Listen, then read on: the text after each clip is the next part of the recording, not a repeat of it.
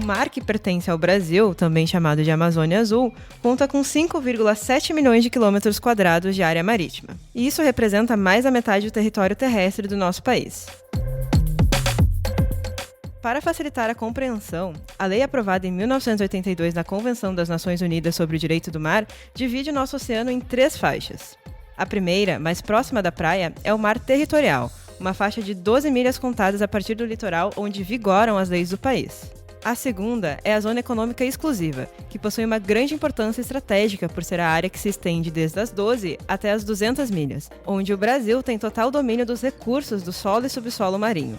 E por último, a terceira faixa diz respeito à plataforma continental a partir das 200 milhas e conta com soberania brasileira na área.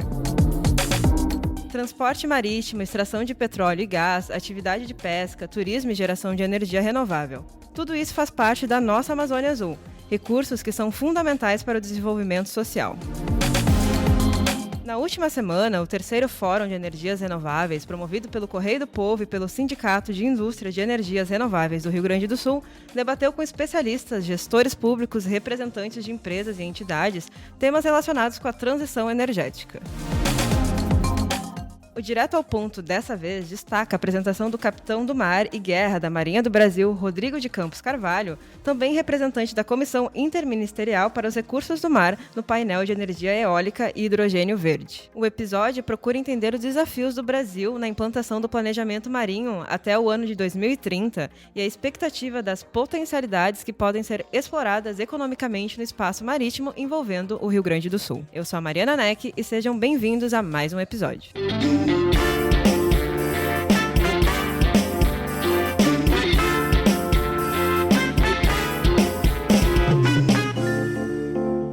Eu estou aqui uniformizado como Marinha do Brasil, mas na verdade estou representando um colegiado que é muito maior. É um colegiado que ano que vem completa 50 anos, chama Comissão Interministerial para os Recursos do Mar, atualmente composto por 16 ministérios mais a Marinha do Brasil, são todos os entes federais que têm alguma atividade ou alguma atribuição voltada para o mar, reunidos nesse colegiado há quase 50 anos. Nós já estamos vocacionados a grandes projetos, digamos assim. Nós temos ali o Programa Antártico Brasileiro, tem 42 anos. Nós temos o Plano de Levantamento da Plataforma Continental, justamente responsável por aumentar o nosso limite marítimo, até então de 3,5 milhões de quilômetros quadrados, trazendo para 5,7 milhões de quilômetros quadrados. Para terem ideia, né, isso representa 2/3 que nós temos em terra, efetivamente estendendo no mar e aumentando esse potencial e trazendo essa riqueza para a sociedade brasileira.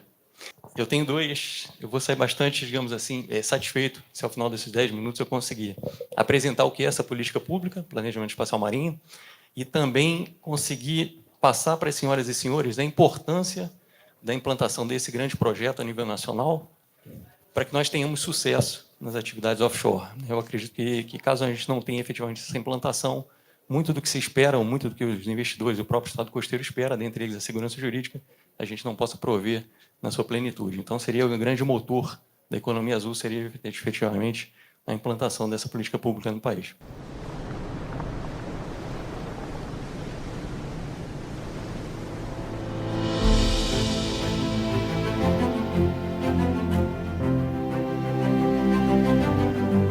O mar faz parte da vida dos brasileiros. Pelo mar fomos descobertos. Por ele chegaram os primeiros exploradores. E mais adiante, consolidamos nossa independência e a integridade de nosso território continental. A Amazônia Azul é mais que um espaço marítimo. Inclui a área oceânica e as águas interiores do Brasil, com seus cerca de 5,7 milhões de quilômetros quadrados. A importância estratégica da Amazônia Azul, suas riquezas e potencialidades requer de todos os brasileiros sua proteção e preservação. A Amazônia Azul inclui o mar territorial, a zona econômica exclusiva, a plataforma continental, as hidrovias e demais águas interiores brasileiras. A Amazônia Azul é um conceito político estratégico que contempla e integra as vertentes econômica, científica, ambiental e de soberania relacionados ao mar, e representa a importância do poder marítimo ao país, vital para nossa sobrevivência e prosperidade. O potencial da Amazônia Azul envolve diversas áreas, como vida marinha, os recursos minerais e o pré-sal.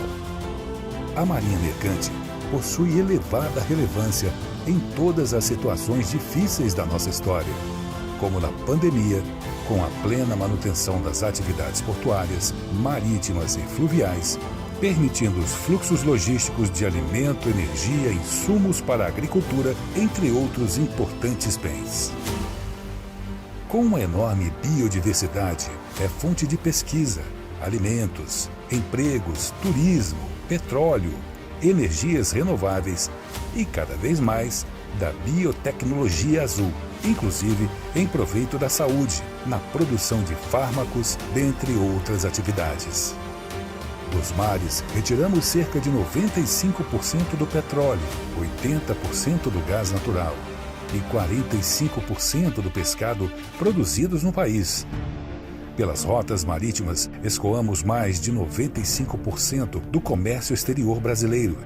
É por meio de cabos submarinos que flui o tráfego de dados responsável por quase toda a comunicação com o mundo, incluindo a internet.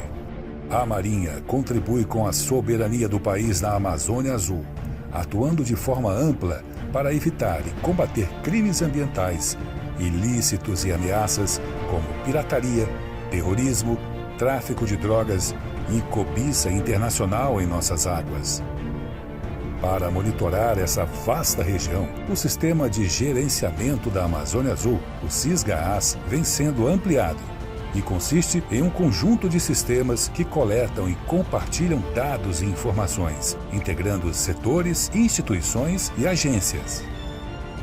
A garantia da soberania nos nossos mares e rios é fundamental para o aproveitamento de suas potencialidades, o que reforça a necessidade de o país dispor de uma marinha moderna e adequadamente equipada, compatível com a dimensão das águas jurisdicionais brasileiras e com a inserção almejada pelo Brasil no cenário político internacional.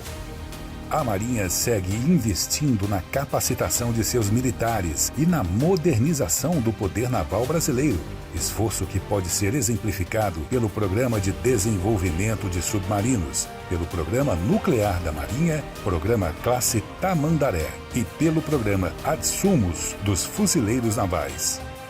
A Amazônia Azul pertence ao Brasil e representa um importante legado para o futuro das próximas gerações.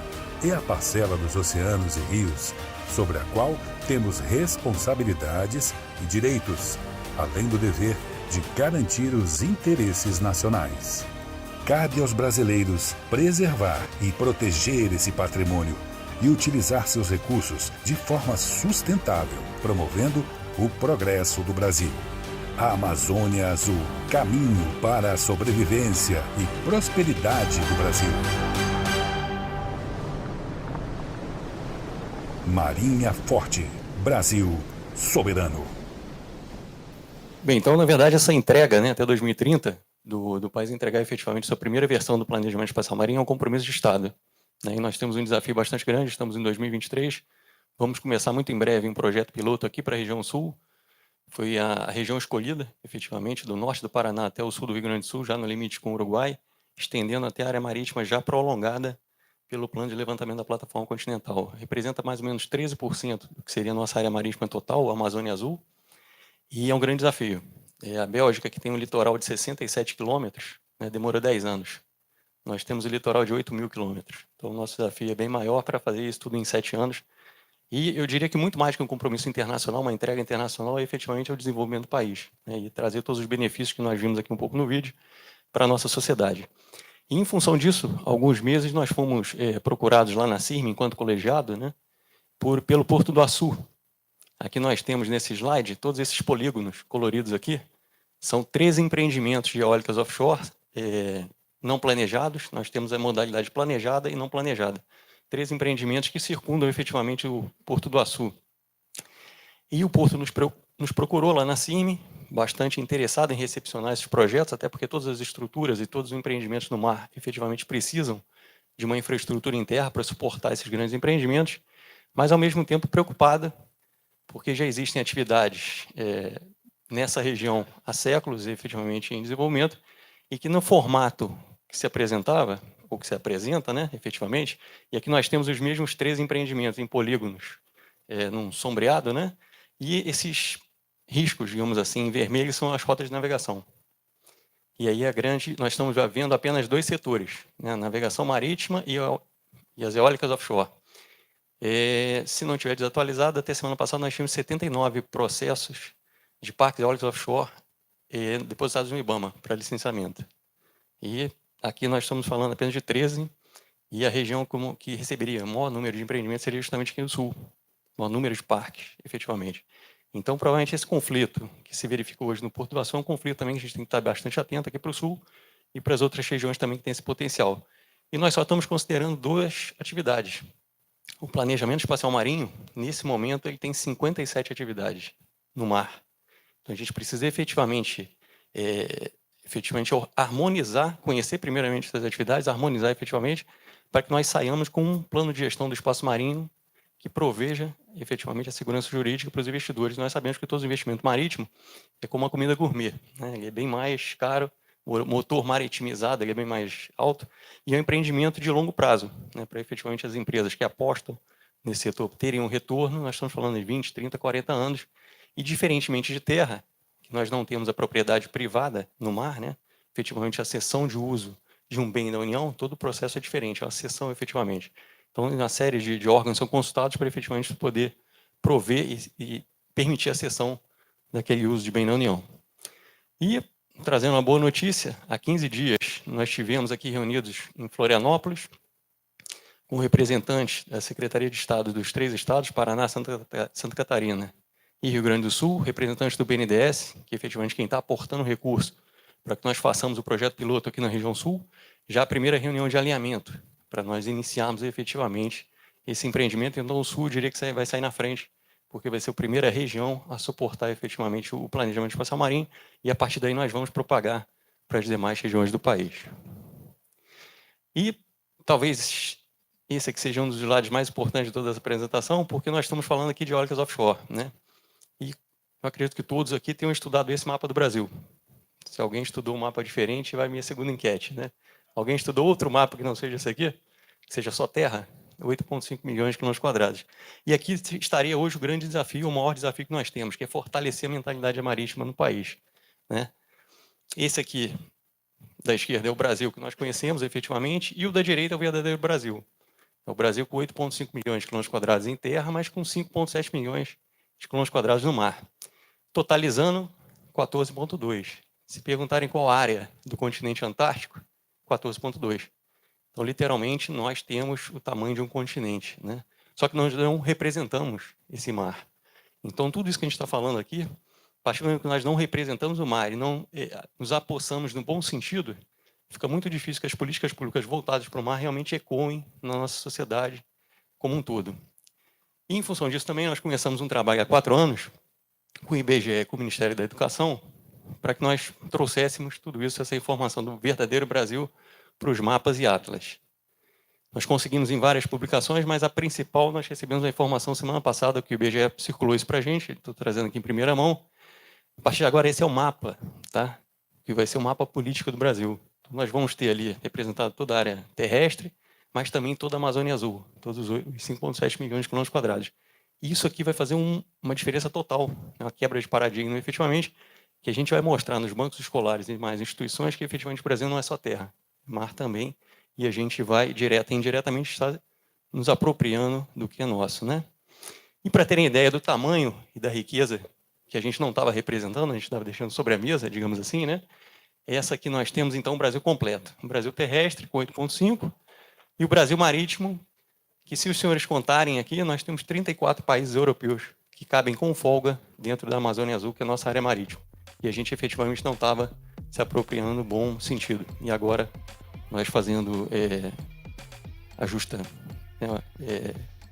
inserção, efetivamente, a partir de agora, aí, com o apoio do Atlas, né, tanto do IBGE quanto do Ministério da Educação, que é que todos aqueles que tiverem filhos no ensino médio, a partir desse ano, todos os livros, efetivamente de geografia, tem que constar também a área marítima brasileira para esse ano no ensino médio e para os anos subsequentes, para os demais níveis de ensino. Então, talvez essa aqui seja a grande novidade. A partir daí, sim, a gente vai ecoar muito melhor na sociedade brasileira, tendo o mar representado no nosso país, efetivamente. Tá bom? Muito obrigado.